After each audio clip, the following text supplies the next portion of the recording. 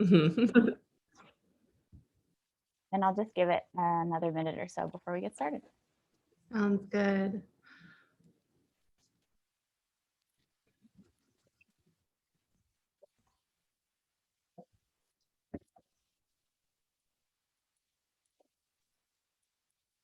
Hey everyone, thanks for being here. I'm just going to give it another 15 or 20 seconds or so before we get started.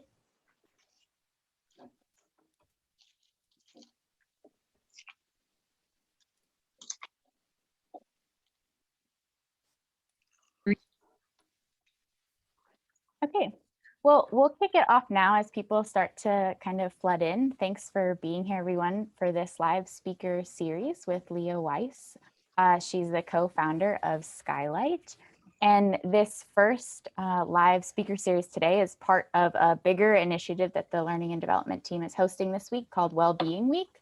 So if you want to follow along with the other live and async resources that we're sharing, the best place to check it all out is in the Wellbeing-Week Slack channel, and I linked that in the meeting agenda. So take a second to join that Slack channel so you can get updates.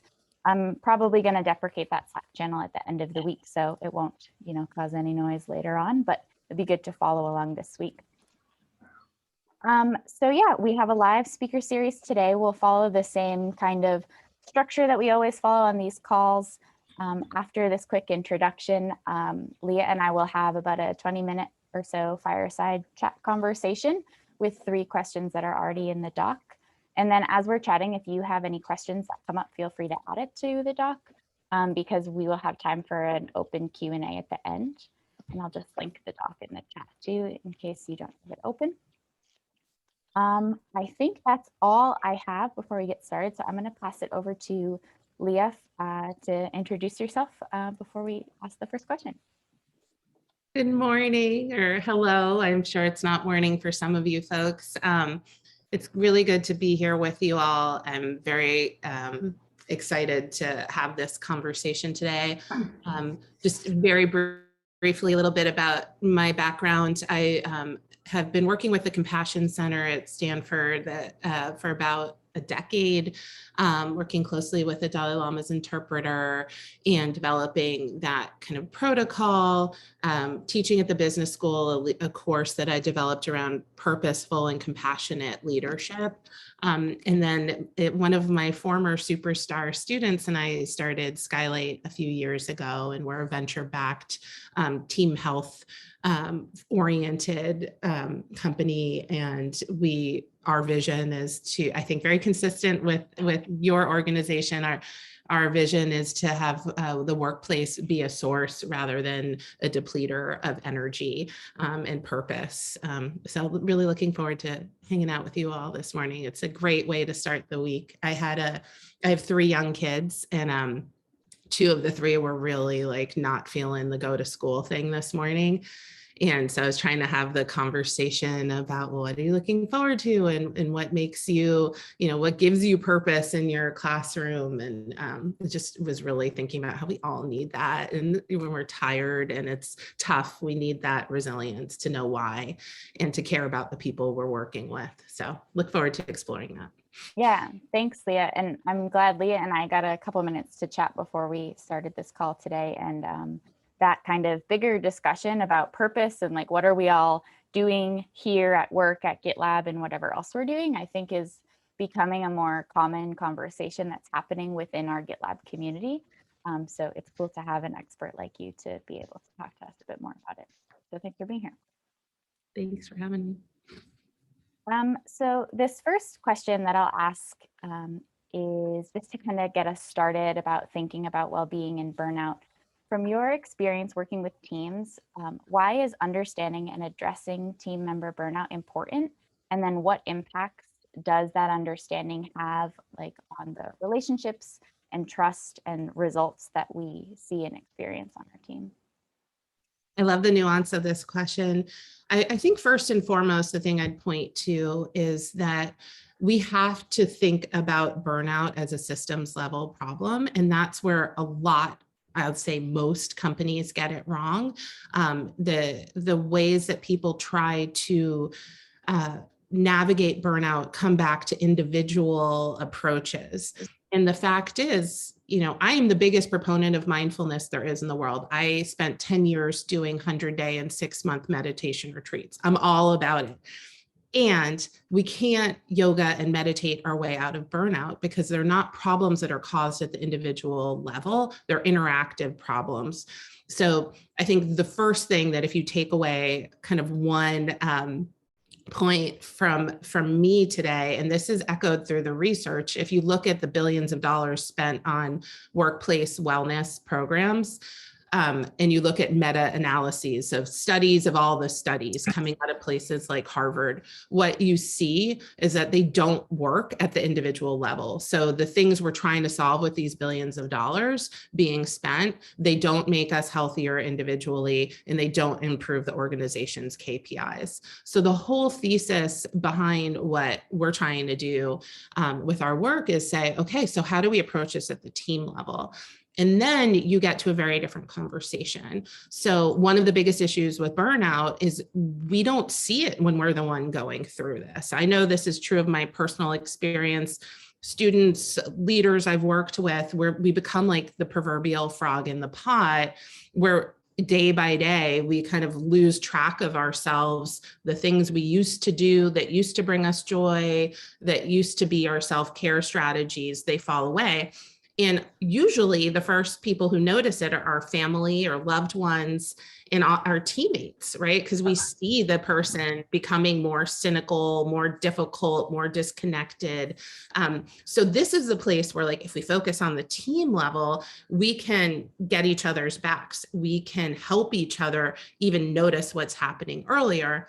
And then there's a lot to say about the ways we want to ward off burnout.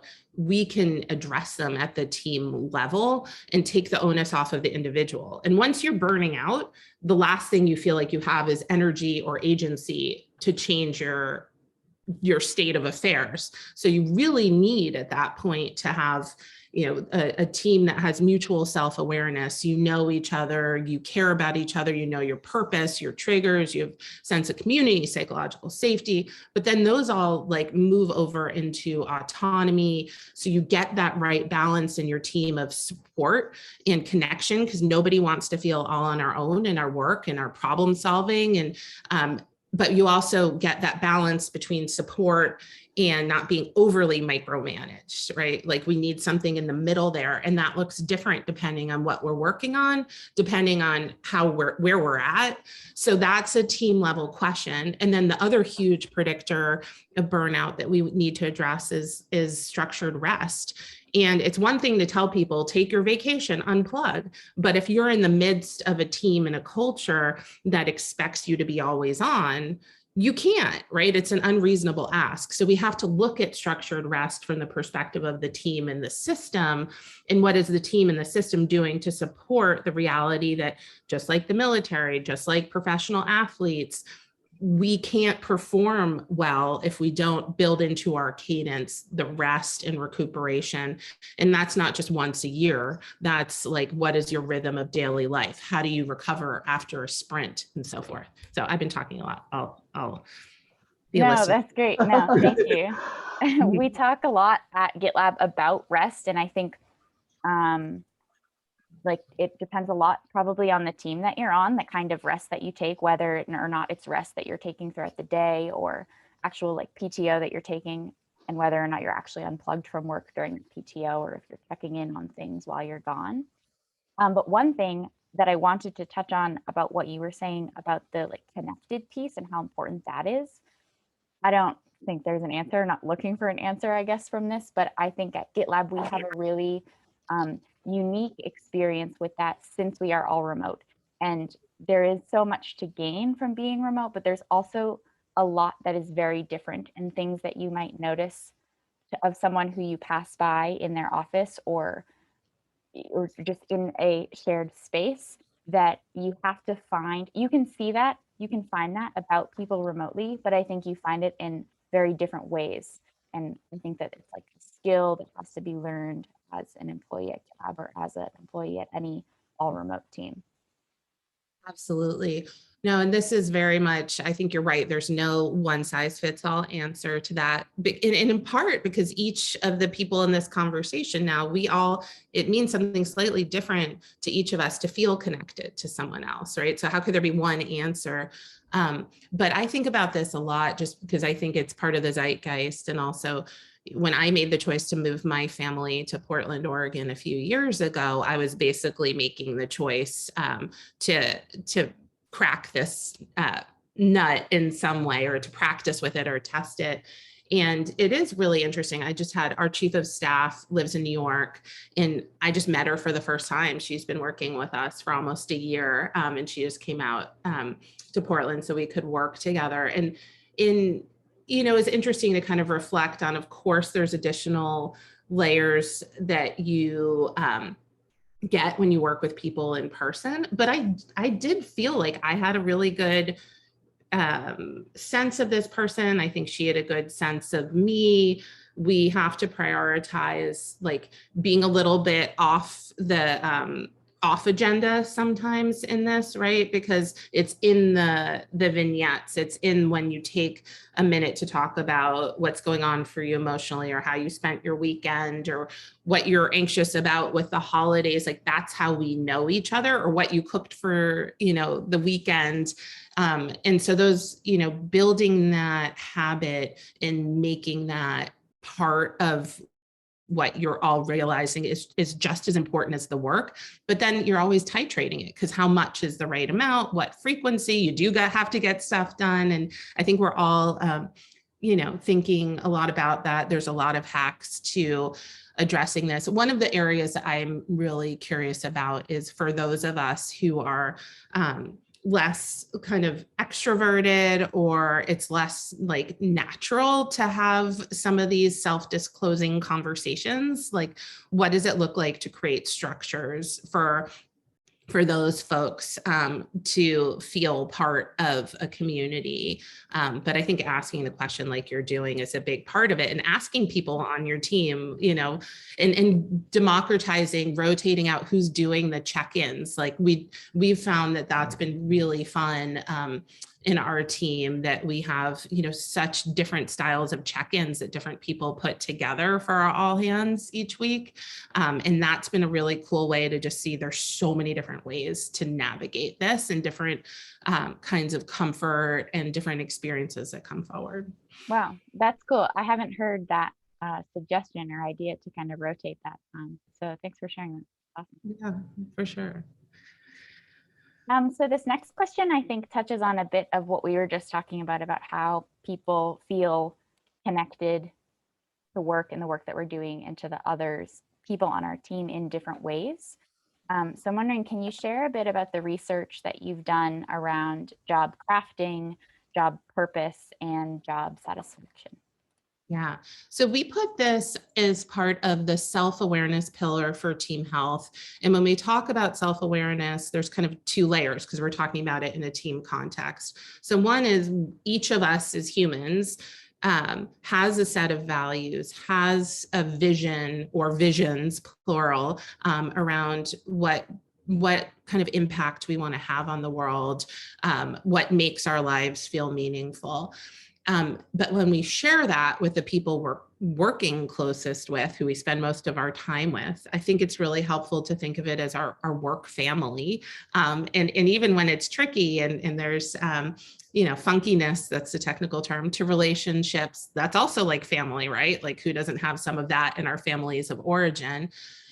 So sharing as much as we can. So there's a bunch of different exercises, and I'm happy to share them with you, Samantha, that I've developed out of the literature base. There's a number of researchers at Stanford and beyond that I've worked with for years who do this work around purpose.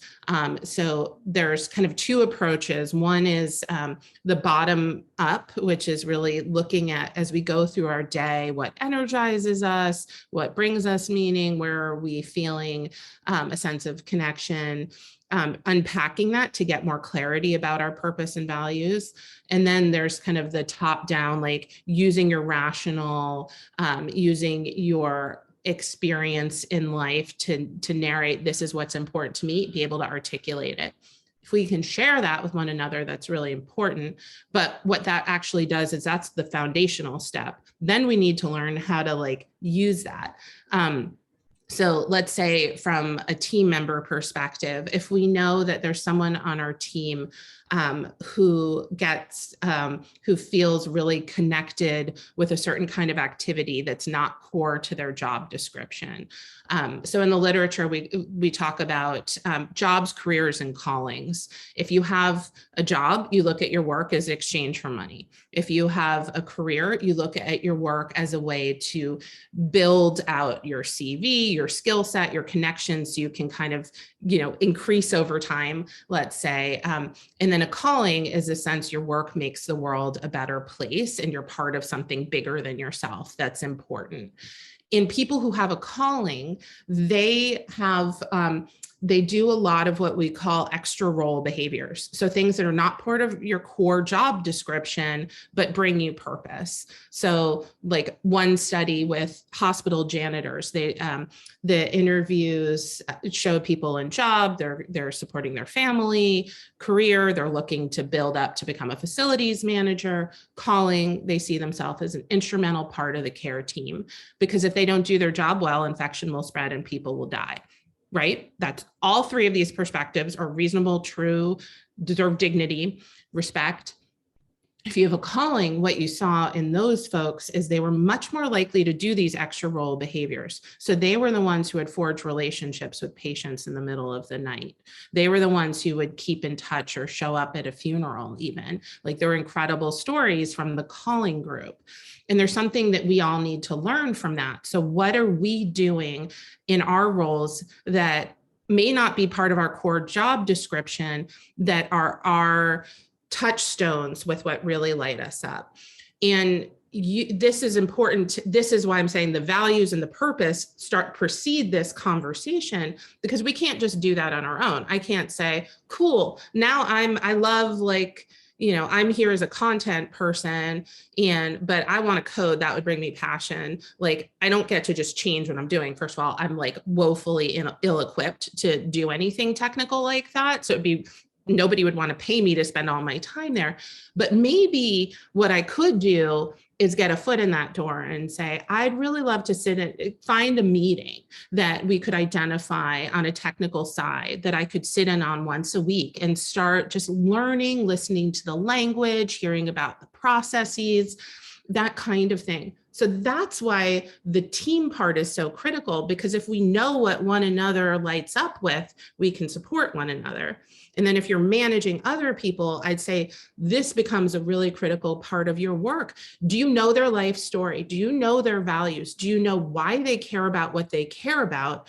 Do you know how they ended up where they are? And do you know what's not fulfilling to them about that, so you can support them in at first dipping a toe in? And I think this is the part that gets really exciting over time, because you dip a toe in and then you learn and you process that learning and make sense of it for yourself, often in conversation with others. So this is where the purpose becomes like an ongoing cultural practice, team by team, that we can all do forever, that brings us, if we can do this together, then our work really becomes a place of perpetual growth and we never feel stuck. When we fail to do that, then it's, dust off your LinkedIn and see you later. Yeah. Yeah. And I'm so glad that we're talking about this, because this is like something personally on the L&D team, it's something I've been thinking about and working on for the last few weeks. And I think that I think that because of the way that we work and like our mission that everyone can contribute, not only like our community or customers can contribute to GitLab, but within GitLab, you can contribute to whatever you want to contribute to. I think that if we follow that and we encourage that, there's a huge opportunity for team members to do what you were saying. If they want to learn this more technical skill set, there's opportunities to join meetings or to shadow or internship with teams, so that you're learning while you're here and finding a role that maybe gets at that career, or maybe you're at the job kind of pillar and you can find one that gets at the career pillar or the calling pillar. And then it looks like Darwin shared a I don't know if you wanted to say anything about it, Darwin, but he shared something in the chat about just learning about these 3 categories recently too. Yeah, so I'm an ebook and audiobook bottom feeder. I have Chirp and BookBub, and they always highlight books. And so this one caught my eye by Barry Schwartz, I think it is. And so I was delighted to learn those nuances you were just talking about, because I feel it's a massive reflection of how I feel about work. And so, and when I interact with others, there's also this kind of presumption, it seems like, in business, that everyone should be shoved into missional category, or that they are all going to, but in the audiobook, it wasn't that way. It's like, you know, it's okay if some folks aren't going to be missional, but if the environment supports it, those who are can do it, and then also not turn around and make others feel inappropriately if they're not motivated that way. So I just found it really, really great, and really backs up what you're saying so much. Thank you. I'm so glad to hear that. Well, and I think it becomes really an important question, you know, too, that if you create an environment where people can show up to something new and learn and ask questions and not feel afraid to look stupid, that you have a growth mindset on all of this, it goes a really long way. And then to your point about how important it is to be able to allow for different perspectives on career. You know, I've been doing a lot of interviews with making sense of the millions of women in America leaving the workforce during the pandemic. And I think a big part of that comes down to there wasn't space to be real about what the priorities and overwhelm looked like in the context of these last few years. And sometimes, you know, for whatever else is going on, maybe something in our personal life is taking all of our emotional energy, and we need our job to not draw everything out of us. And there could be another phase later where our job can be much more, you know, centered in our lives, our emotional attention, and so forth. Great. Thanks for that, Leah. Mm. I have one more question to ask Leah too, but before I do, I'm just going to remind everyone on the call, if you have any follow-up questions or things you want to ask Leah, you can add them to the bottom of the agenda, and then we'll go into those after this last question. So Leah, this last question, and I think based on this conversation we're having, I might reword it just slightly. Originally, I was going to ask you about like what strategies team members can use in the moment when they feel like maybe they're being pulled in too heavily in one direction, whether that's like expectations that they have of someone else, or priorities from someone else, or priorities they put on themselves, or their own feelings of burnout. And I wonder if maybe I can ask you instead about like strategies that team members can use to kind of help identify maybe which one of those pillars they're in. And then if they want to move to a different one of those pillars, you know, maybe they want to, like Darwin was saying, if you're comfortable in your job being a job, then that's great. And if you don't want to move out of that job category, then that's your choice. But if you want to move to something more like the career pillar or the calling pillar, I'm wondering if you could talk maybe a little bit more about identifying those pillars and then transitioning between them if you choose to. Yeah, so I think it's really good to level set that any perspective is valid in this. I think one of the issues that often happens is people are talking past each other. Like if I'm coming into my work and I'm so much in a calling perspective, and I'm assuming that of someone else, and they're like actually not there, they're thinking of this as a career. Let's say it's a great opportunity and they're learning a ton and they're happy to be here, but it's not their end all be all. We're going to be speaking different languages, motivating each other differently. So I think, you know, there's some core questions we can kind of ask each other. I think there's a condensed version of getting someone's life story in a workplace that I've developed. It's very kind of efficient, you know, times in terms of time. And we listen to the person's story. And I like to do this in groups of 3. So let's say that Dante and Samantha and I were in a small group. Each of us would do our life in 9 minutes, broken into sections of 3. So the first third of our life, chronologically, the second third, the third third. So if I was sharing my life story in this 9-minute segment, Samantha and Dante would be listening to me, but also jotting down the implicit values that they hear and how I'm describing my life and different phases of my life. And at the end of the 9 minutes, they share back what they heard from me, and I can respond to them like, oh, that really resonates. That one I haven't thought about that way. That doesn't resonate, or I want to give that some more thought. It becomes a way also of getting a sense of like, where did you come into this work from and what motivates you? So even if we are in a perspective of a job with this particular work, we all have purpose and calling somewhere in our lives. So when we listen to this life story, it might be, okay, this job is a job for the person, but in their community, in their church, in their synagogue, in their social justice activism, that's where they find this like strong sense of purpose. So that still becomes an important way to connect with that person. Or maybe it's cooking or gardening or hiking in the outdoors. So really knowing each other and staying curious and asking.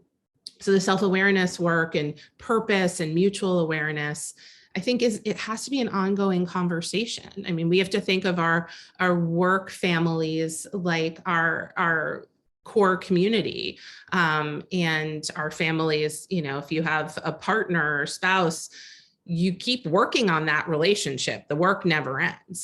So too, we need to do that with our work relationships. So staying curious about what's happening in someone's life, how they're experiencing it, and also trusting, you know, that you need to ask questions about how to discuss it, because people have different comfort levels. One kind of side thought, and then I will stop talking. I think, you know, this is where the purpose and compassion overlay in a really interesting way too, because we want to be compassionate and have a strong connection with the people that we're with. It's good for us, it's good for them, it's good for the work, but also that looks differently for different people. So if, you know, let's say real life example right now, my mother's going through cancer treatment. So my team knows, and I've, you know, talked to everybody about what's happening. But my level of comfort with this is very different than another person's would be. We have another person on our leadership team who is also going through a lot of personal health stuff. He doesn't want to talk about it. And that's also 100% fair, appropriate, you know, his right. So compassion in the workplace doesn't necessarily mean that everybody has to show up like I am, where I just, you know, share what's happening 100%. It means knowing, is the person suffering, what for them would feel supportive and like an act of caring, and then proceeding accordingly. So again, like communication is everything, because you can't know what's happening in their life or how they want to be supported if you don't have that community and work family vibe in the first place. Yeah. So it's like less about everyone sharing what's going on for them, and more about everyone feeling safe to share if they want to, and in a way that they feel like they can safely share.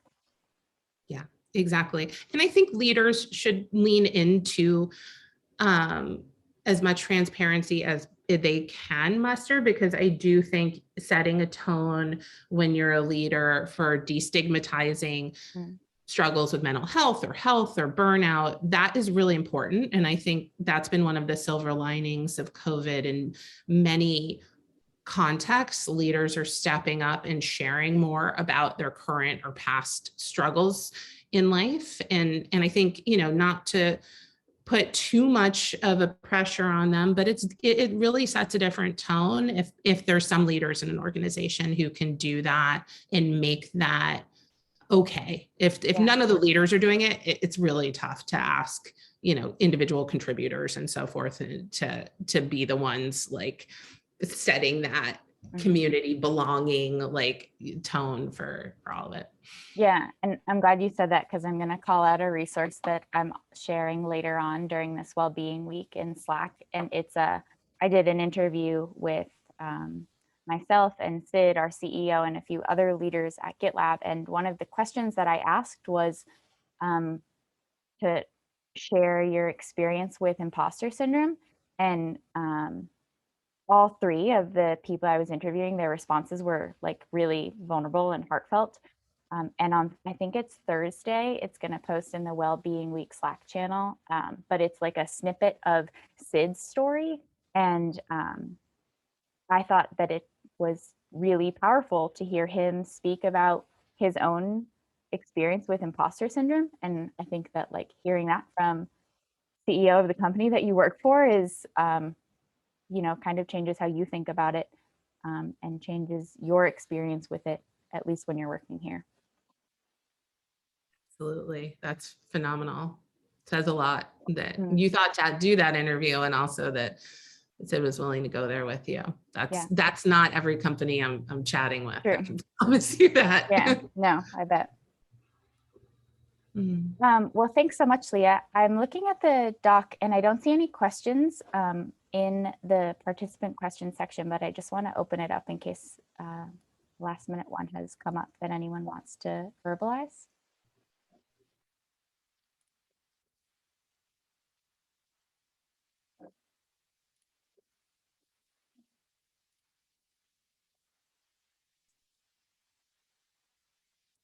And if there aren't, that's totally fine too. What I can do is if like one comes up later on for you and you want to add it to the doc and tag me in the doc, feel free to do that. And then Leah, I can shoot them over to you via email, or you can check the doc too in case you would want to respond asynchronously.